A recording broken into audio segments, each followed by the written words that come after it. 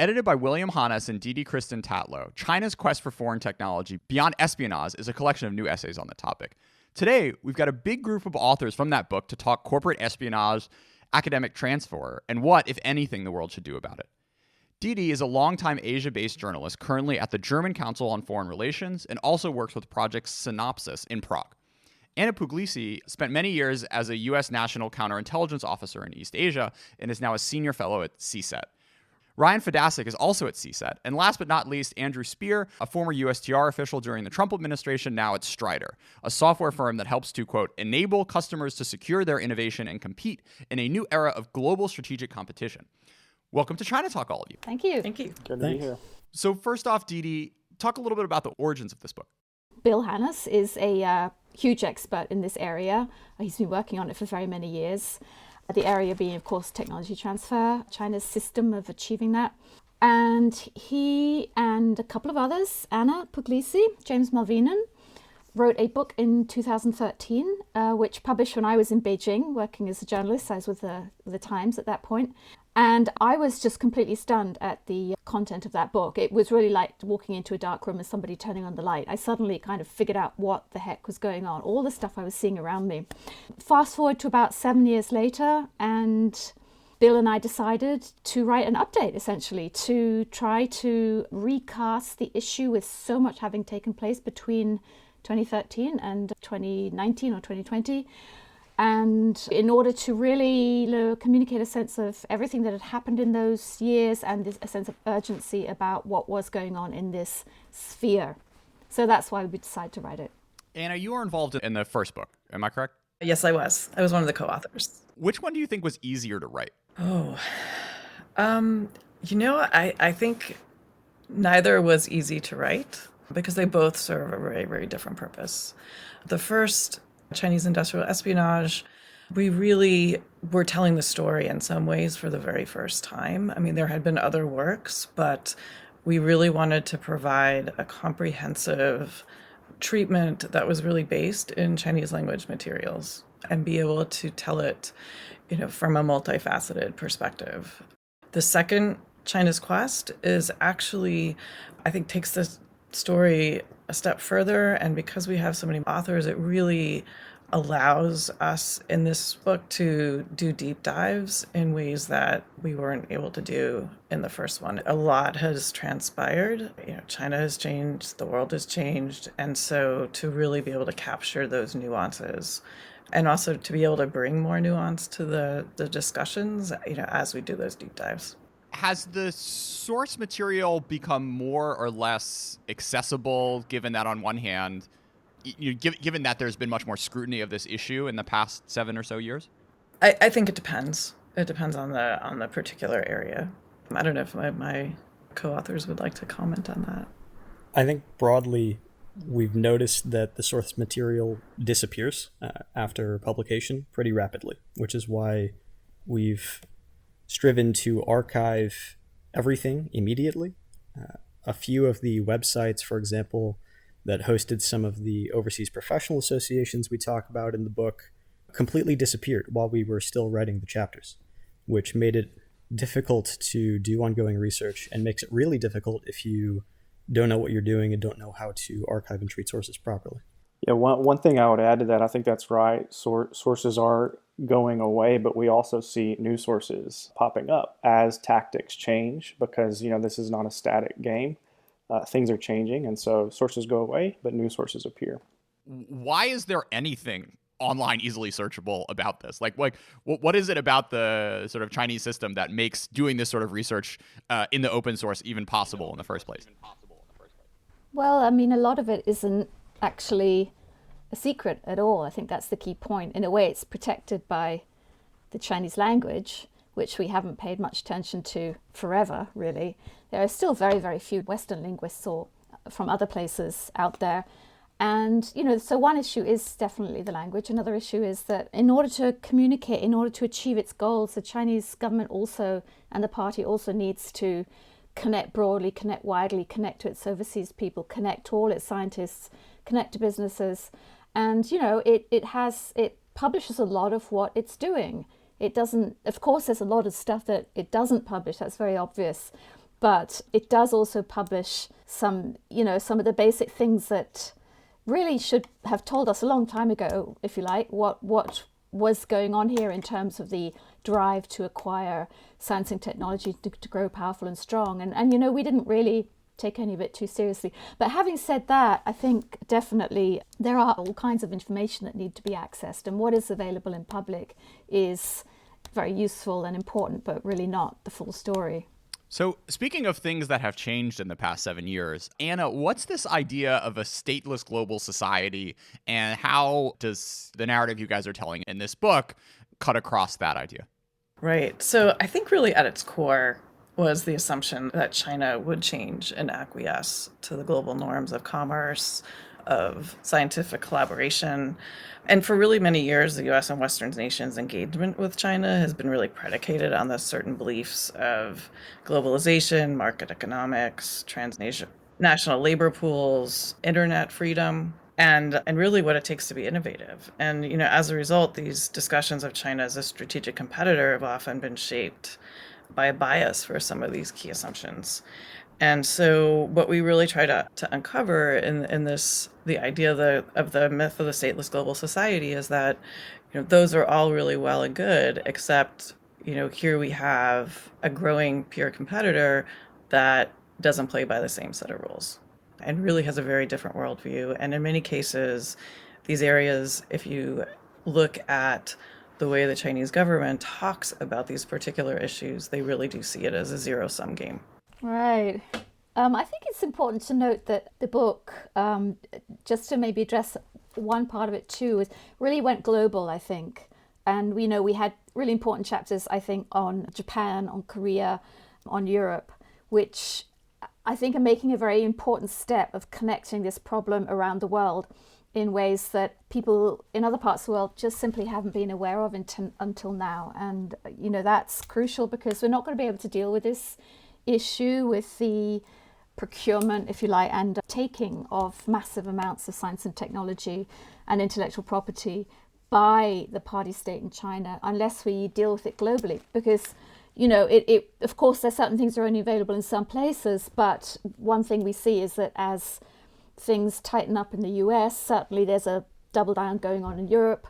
We're seeing pressure all over the place here. The situation is fairly difficult right now, and it's a very different atmosphere here on this issue than there is in the US, also in other issues like trade. Sure. So, Anna, I'm curious, the idea of the myth of stateless global society, 1990 to 2020, I guess, was a pretty remarkable run for the world and for technological advancement.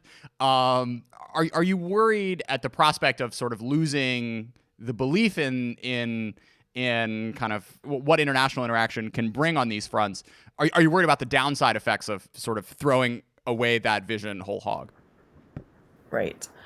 So the idea of bringing this to the fore wasn't to throw away that vision whole hog, but really to highlight that it only works if everyone ascribes to the same system and plays by the same rules. And that's not to say that there haven't been incredible gains, and there's true benefit. And in fact, we really double down on our values here in the US with, an open, free society, collaborations that include transparency and reciprocity.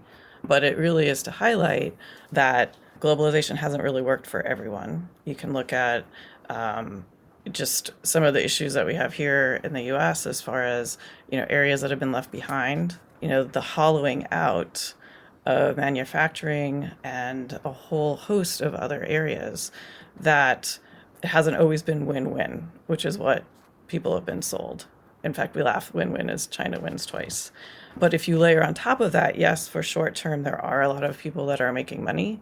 But in the long term, when we see the lack of transparency, when we see challenges to a fair and open, fair playing field, open markets, which is clear in what's happening, as well as, subsidizing key areas of technology, key industries, including companies, that it really is, do we want to keep that vision of, all of the benefits of what globalization is supposed to bring? Or do we want to have a zero-sum vision of those global interactions?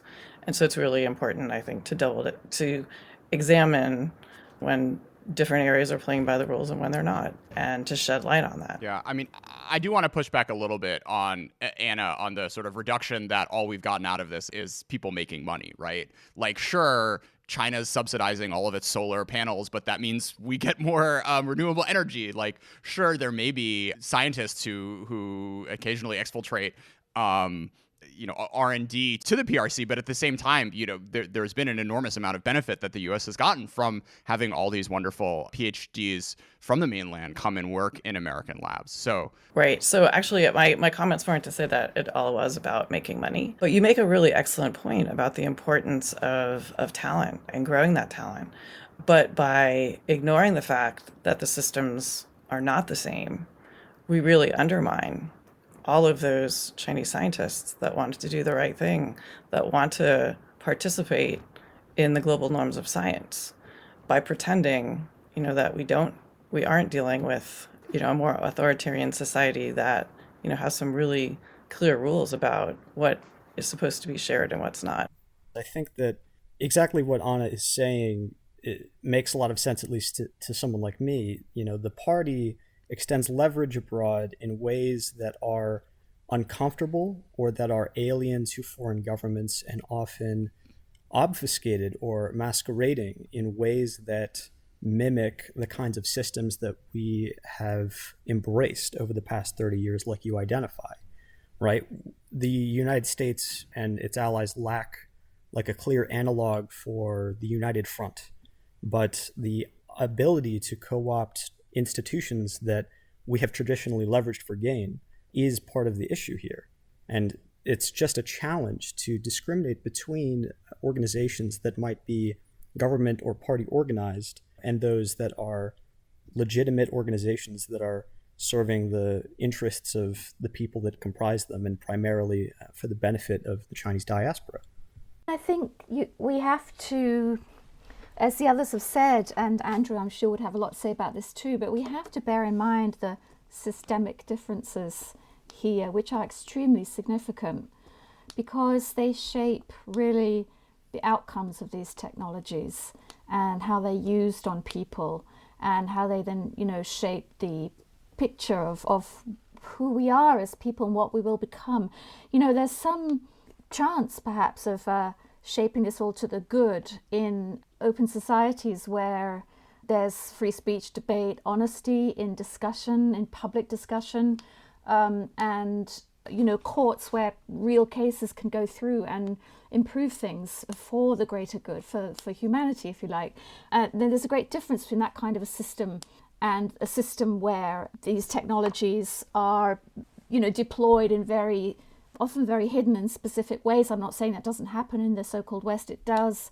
But again, it's a question of what kinds of society you're trying to shape here, and how much control do people have over their society as it's shaped by technology. So, I don't think that it's really going to work to simply say, well, but, they've, great Chinese PhDs, which is, and there are great Chinese PhDs, no question, some individually wonderful people, but that, they've sort of contributed a great deal, because if they're being manipulated, if they're being kind of managed behind the scenes, if their information, if their technology is being managed behind the scenes and used to particular purposes, then we do have a problem when those purposes are so directly anti-democratic, and that's a political problem, and we have to understand this politically, not just technologically or scientifically. It needs to be an integrated response to all those issues. It needs to be an integrated understanding, and I think that's where people really struggle to understand this problem, and that gives the rise to this whole whataboutism argument. Well, but what about in America? Well, but what about in Australia? Well, but what about here, there, and everywhere?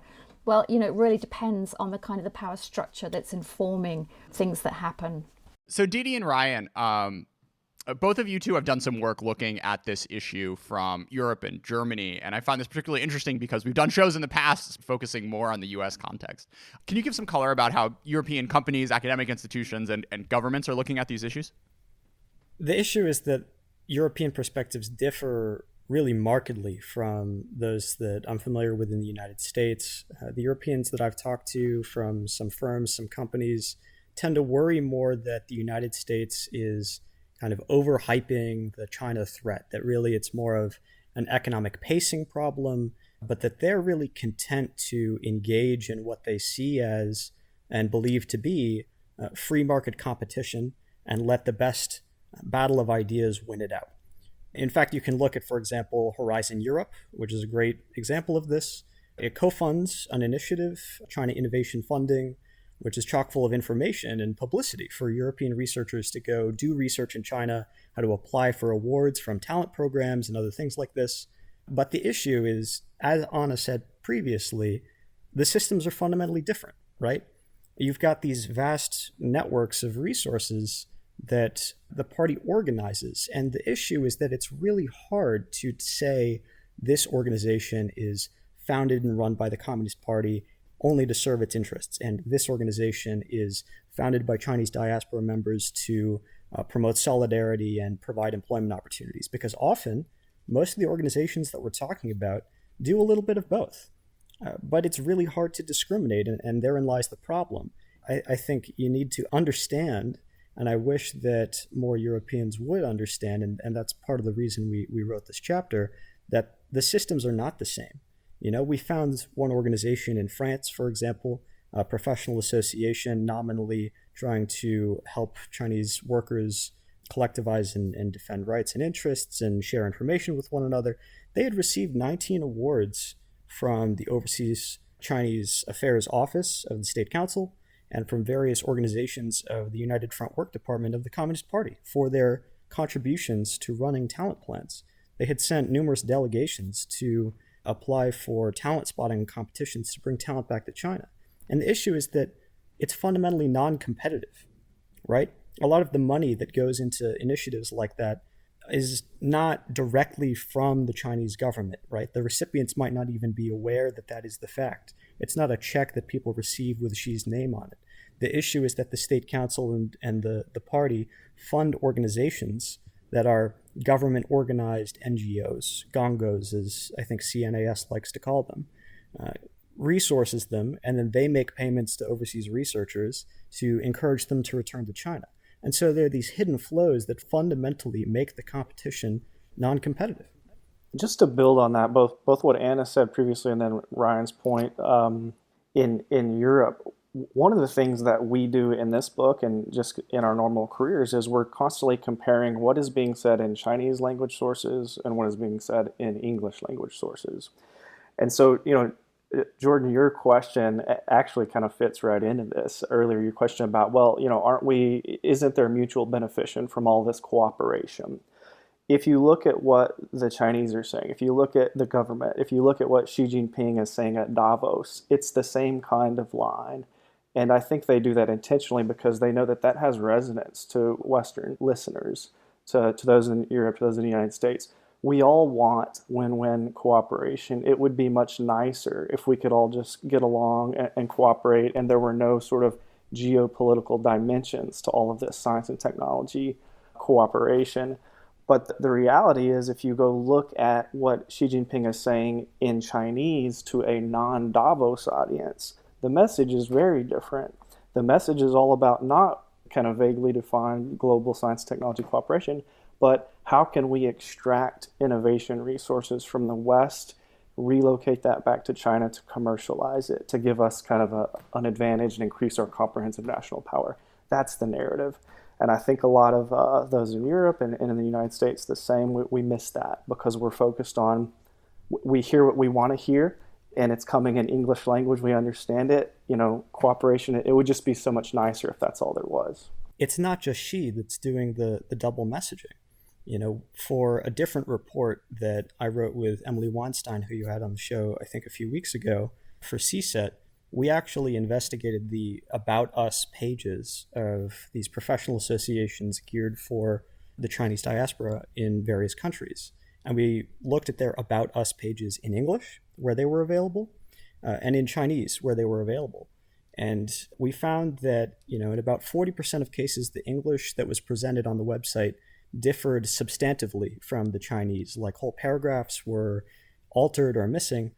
And in 19 of the 20 cases where we observed that this had happened, the associations advertised in Chinese that they were transferring technology to China in some way, that they were sending participants to participate in talent recruitment programs, and that information was missing from English language websites.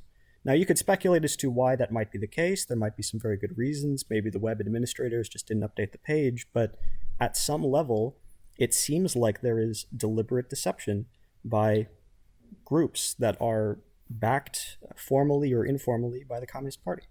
I first sort of realized, if you like, what was going on in Europe around 2013 when I picked up on a message from Xi Jinping in Moscow to Chinese students. And it's a New Year's message, and of course it's Chinese New Year today, so Happy New Year, everyone. It's a lovely festival, and I've got my spring flowers here in the corner. Because it's not just the things that do and don't get said in which language, it's also about how do people who are trained within a certain political ideological system in a certain language understand things. And if you've come out of the CCP system, you understand things differently from people in other countries or in other political systems, particularly in democratic systems, which tend to deal in the truth. It's a very different situation in a communist system. Yeah, well, of course, people lie a lot. That's why we have courts, right? That's human nature. You've got to keep things on the straight and narrow. It's always an effort, right? But the point is that you need a system to enable that. If you don't have a system that enables or encourages truth-telling, then you're in a very, very different game. And, China doesn't have a system that enables truth-telling in public. So when you see something about, like, how Xi Jinping so-called puts out a letter to the Chinese students in Moscow saying, dear lovely students, you are the morning sun, you are the youth and the hope of the future. Please study hard and think about your parents and think about your ancestral country and think about how to repay it. And people who are politically sensitized, as kids who've come out of this CCP system are, in particular some who are perhaps politically ambitious, they understand immediately what he's saying. He's saying, guys, redouble your efforts, bring that stuff home. We need it. We want to grow our businesses. We don't have the technology. We need the technology. And, then literally what happened in 2013 is that Xi Jinping did this. And then a bunch of overseas Chinese students in Berlin reportedly rushed out, wrote a letter, a lot of late night drama, contacted the Chinese embassy in Berlin and pledged their loyalty to the motherland or the fatherland, whatever you want to call it. This then greases the wheels for another year of technology, kind of science and technology acquisition and redoubled study, and never forgetting that your first loyalty must always be to China, to the ancestral country, and not to the country where you're studying, living, making friends, perhaps would like to stay, for example. So, assimilation isn't really considered a good thing by the CCP. It wants Chinese people to stay loyal. So I think that's also, it's a question of how this language is understood, even when it is fully said in public. Then that just brings things on, I think, to another level. But also to return to that practical level that Ryan was mentioning about what is and what isn't said. What I see here in Germany, and it's the same in the States, it's the same all over Europe, is lots of falsely registered organizations. So literally the charter of an organization such as the Federation of Chinese Professional Associations in Europe, which is here in Frankfurt, says we are apolitical, we have no views on this, we have no views on that. Now that's simply not the case. So, there is also deliberate deception going on. So coming back to that point that Andrew and Didi made, how do I frame this? Can you really blame them in the sense of there's a way to tell this narrative in another from another perspective, which is that, if I am the president of a developing country, let's say Turkey, let's say Mexico, let's say Argentina, and all of my smartest people are leaving the country and most of them are staying in this other nation and actually forgetting, maybe sending remittances every once in a while, but are really not doing anything to sort of help economic development from the places where they came from. There are other countries that have sort of gotten stuck at the $6,000 to $10,000 GDP per capita level and have never made it out. And if I'm running a system, I'm really focused on that and trying to do everything I can to sort of stop that from happening. So is the difference here a measure of scale, given the context of sort of the broader U.S.-China relationship, the fact that, China can pose a threat to the U.S. in the way that Turkey or Mexico couldn't? What are the differences here that lead to the laser focus on this? Honestly, Jordan, I do think that from a Chinese government perspective, a lot of this is very, very understandable. And of course, you're going to want to acquire advanced technologies if they exist out in the world. Back to Anna's discussion earlier about the kind of the vision, the ideal of kind of the stateless global society, kind of the implicit in sort of the vision there was, okay, we in the United States and the West, capital intensive advanced technologies. China has labor intensive economy. They will focus on kind of the low end manufacturing. We will do the R&D. It will all be great, kind of mutually beneficial win-win based on comparative advantages.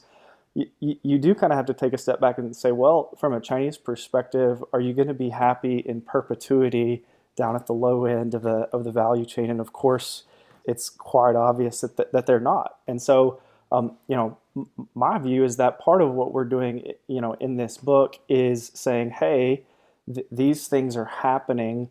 To me, it's not totally surprising that they're happening. Now, some of the tactics, some of the specific cases are, egregious, and certainly there's concern because of some characteristics of the political system in China, the authoritarian nature of it. But at just a sort of a human kind of level, I think it's very understandable that China would want to kind of upgrade its industry, rise up the value chain. Is this more of a pacing issue? Is it that there are non-competitive incentives generated from state-backed policies in China, and that's what we should really be concerned with? Or do you think that there are also incentives for criminal activity or a disproportionate amount of criminal activity, like visa fraud or wire fraud or things like that? Is that really the angle that we should be more concerned with? I think there are incentives for criminal activity. I think you see that a lot with the talent programs kind of over and over again. And I think we should be concerned with that. I think one of the premises of the book, though, is that a lot of this activity is beyond espionage, right? It's not necessarily illegal espionage or theft. That's the tip of the iceberg, but then there's the huge iceberg down here that's kind of gray zone, extra legal in many cases. And so, I think the point is that it's totally understandable that the objective from the Chinese perspective would be to acquire this advanced technology and move up the value chain. I think we have to look at that eyes wide open and say, of course, they're going to want to acquire these things. And there is this geopolitical dimension to these things. It's not just all about global collaboration and kind of everybody can be happy. There is, in economics, there is kind of this idea of some countries are at the high end, some countries are at the low end, and that's just the way it is based on what your comparative advantage is. So my point is just from that perspective, it's entirely kind of humanly understandable that the Chinese objective would be to move up. Now, all the illegal stuff definitely has to be addressed with. I think the harder stuff to deal with is what we focus on in beyond espionage, which is the gray zone activity. Okay, if something isn't explicitly illegal and yet it's not in the U.S. national interest or in the national interest of European countries, and it is in the interest for the Chinese government to do this, how do you deal with that set of issues? I think that's very difficult. And I think, I'm just going to add in here, I think it really gets at the larger question of what kind of a system, what kind of a global system do you want? Because we look at some of these policies and they date back decades. And the one that comes to mind, as we talk about, I think in the West, the wonders of we send our students overseas for cultural experiences and to learn more about, immerse themselves in the culture. Chinese students have been sent out with a purpose since the opening.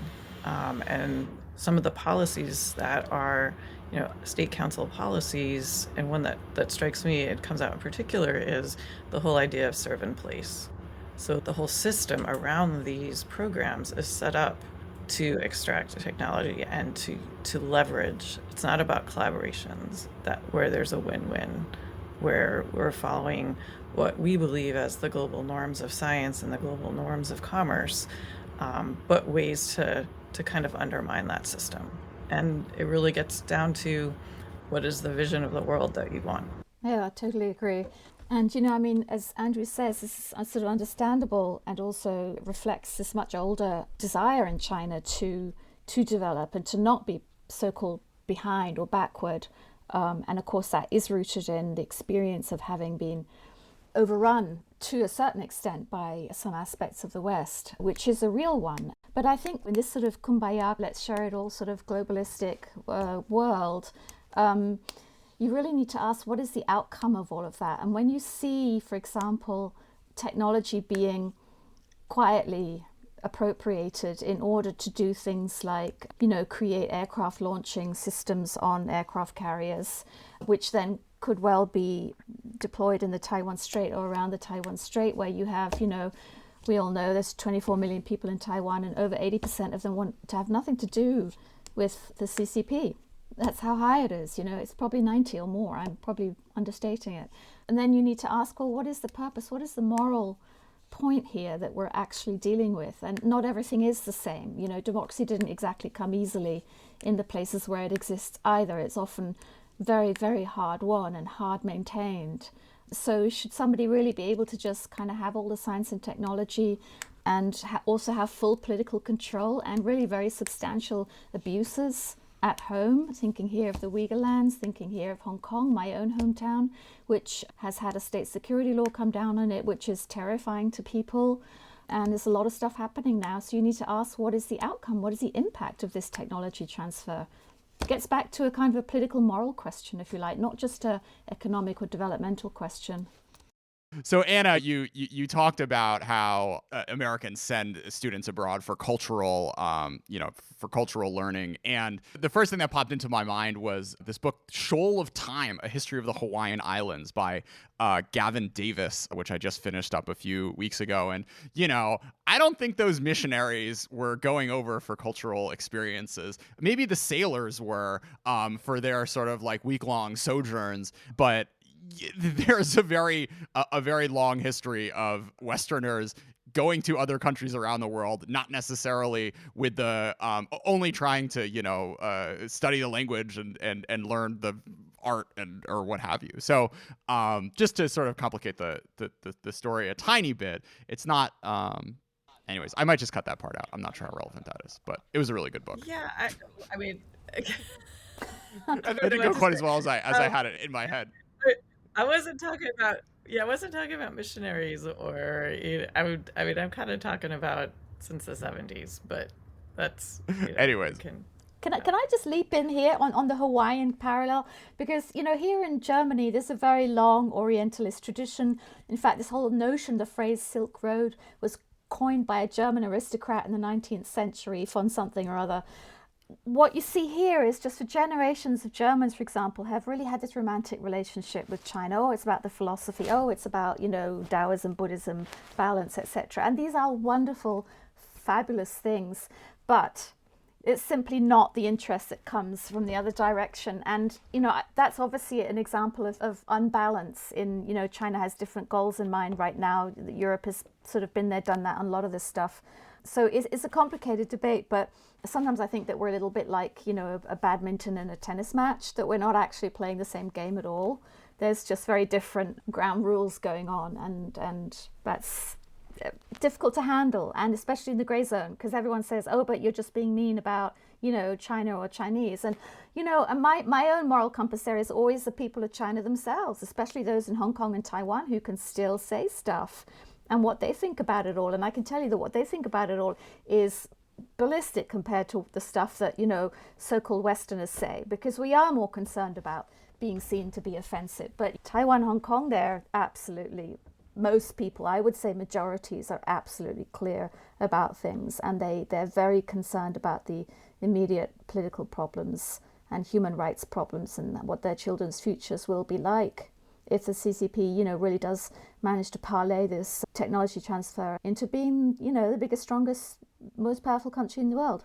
they're worried. So before we start talking about solutions, I want to sort of, this is a podcast, so you guys don't see this, but right now we're on a video chat where there are 5 white people talking about this issue. And the concern that many have when you start getting into these sorts of discussions of how to address technology transfer is that sort of the repercussions and the broad brushstroke potential for law enforcement to address these issues is serious and, can cause really, unfortunate problems in society that I don't think any of us want to see happen when it comes to sort of discrimination and in companies and academic institutions and even in the way people are treated by the law. So thoughts on this, the best way to sort of frame this in a way that doesn't end up leading to the sort of broader stigmatization of anyone, anyone with any sort of China connection? Well, Jordan, I find it ironic that usually any discussion of the behavior, and that's really, I think, what we have to crystallize, because this is really country agnostic.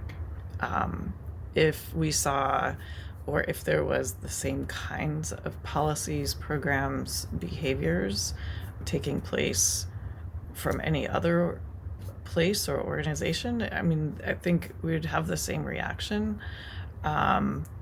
I think it also comes back to some of our comments of the influence piece as well, because we can't ignore that a lot of these groups and the United Front is one of them, plays on our own identity politics and really trying to make this an issue of ethnicity as opposed to these are central government policies and programs that seek to undermine the global norms of openness, transparency, reciprocity, and also challenges the vision of what kind of a society do we want to live in when we cannot ignore the atrocities and the human rights violations that are going on.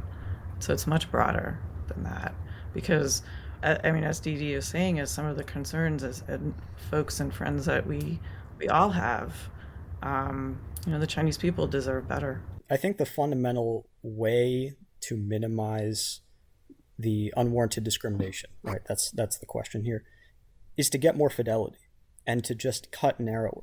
And it's very possible, right? You can go and find specific information and do some digging on a case-by-case basis. You have to do it in Chinese, there's no question. But it would certainly be a mistake, for example, to paint with a broad brush and say, we're going to prohibit professional associations specifically for Chinese people in various countries, right? But at the same time, look at the United States. We found probably 30 such organizations in the United States. Every single one of them is registered as a 501c3 organization with tax filings. And yet on the About Us pages of their websites, they talk about how they do consulting work for state-owned enterprises in China, which seems a little bit strange or not necessarily within a 501c3 mission set. And so I think that it's fairly easy to honestly enforce laws that are already on the books in a fairly fair way if you just get more information and understand what's going on in the Chinese language. And there are other examples of this. I mean, you can find highly detailed information. We collected and actually found 3,000 people who had received talent awards under the 1,000 Talents program. And it's fairly easy to understand where someone works, where they went to go work or were offered a position, and whether or not that should even be, considered possibly a red flag. Because in a lot of cases, you're right, it might not be, but you've got to do the homework, and law enforcement agencies need better language resources to do that. So one of the interesting proposals that has been bandied about in the Biden administration, as well as in this book, is the idea of clemency. Can you walk us through that and what do you think the upsides are for that sort of approach to this issue? Well, I think this is a tricky issue, very tricky issue. And we did indeed have some debate about it. We've all come from very different backgrounds, where we know different things about different things to different degrees. And I think that the main idea was to really to show good faith in the sense of trying to put information out there so that scholars and scientists who may truly not understand what they're doing, who may truly be embedded in certain social or thought patterns or path dependencies that have led them to innocently get involved in certain groups, structures, friends, old colleagues, whatever, would have the chance to sort of realize actually what the problems are. Because to be fair, we have been ignoring a lot of this for a long time ourselves, and have maybe not offered the environment in which this information was available to them before, that there would then be an opportunity for them to say, well, honestly, I had no idea about XYZ. And I do have friends here in Europe who are, for example, members of professional medical guilds or biosciences guilds who really, and I know them personally, and they are not, they see the whole thing fairly innocently, and in fact some of them have taken very deliberate steps to walk away from some of the structures. One of them was approached, in fact, by the MSS many years ago to spy for China, and he said no, and I've seen the documentation, and after he said no once when he was a young student, they never approached him again because they don't want someone on board whom they can't rely on. So, but he's in these things for friendship reasons. So I think it's a question of that kind of person, and this gets us back into the grey zone, which is so difficult. So that was really the focus of an idea of clemency. Others, completely correctly, I think, also made the point that a lot of people will abuse that, and that where you can ascertain deliberate and knowing participation or actions, then they need to be justly pursued through fair trials. And I think that was also taken on board. So maybe it behooves us to create a clearer argument or set of facts about what is and what isn't okay. And I think that we have, in a public sense, not done a terribly good job of that in recent decades. I think in the US, you're much sharper on that. Certainly here in Europe, there's a great confusion about what is this thing, the party, what is this group, what they don't even, there's no concept of intentions or actions generally. So, yeah. I might be able to venture a bit more as someone who's never worked for a government but is from the United States. It seems like clemency can be a good or bad idea depending on your actual policy objective. And there are trade-offs between deterring future crime, gaining transparency and awareness of the scope of the party's operations, punishing past transgressions, and buying public support for future prosecutions for, let's call them like the really bad apples.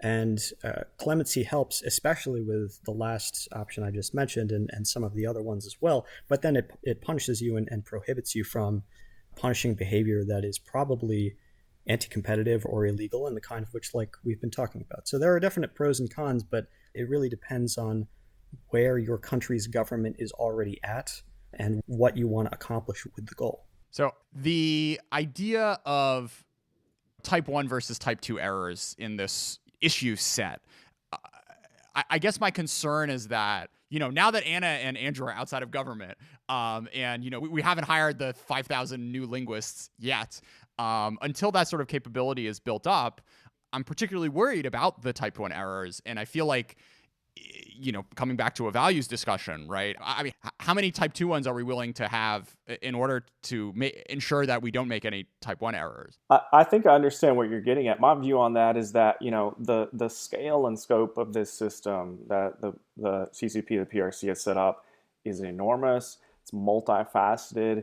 It is complicated. There are government initiatives. There are so-called societal, initiatives or aspects to it. There are, private enterprises involved, universities involved. It's very complex. Therefore, the way to address or the way to get at that kind of system from a U.S. perspective or European perspective, I think is going to have to be similarly multifaceted and complex. So I do think government has a role. But we all know that government tends to paint with a broad brush and, kind of bring sledgehammer solutions to issues. I think what we're trying to do at the company I'm at now is take a little bit more of a scalpel approach. And Ryan spoke to this a little bit earlier. The information, the data does exist out there to be very targeted in how we're addressing these issues. I think that has to be a part of the solution as well, a part of the response. I think there are other aspects that need to be a part of the response as well. Universities may take a different approach than private sector companies. which is going to be different than government. And so, I mean, that's kind of how I think about it. And hopefully an approach like that would help to minimize these type 1 errors where, okay, we understand government paints with a broad brush, it brings a sledgehammer. So let's narrow the scope of what it's trying to do. And then, our society in the US and in Western Europe, I think we do tend to, eventually work pretty well in kind of this very complex way where various actors have different roles, responsibilities, and are approaching things and solving things from a different perspective. I think you really hit the nail on the head with this is a very comprehensive problem. And the kinds of things that our system is up against, it's not designed for that.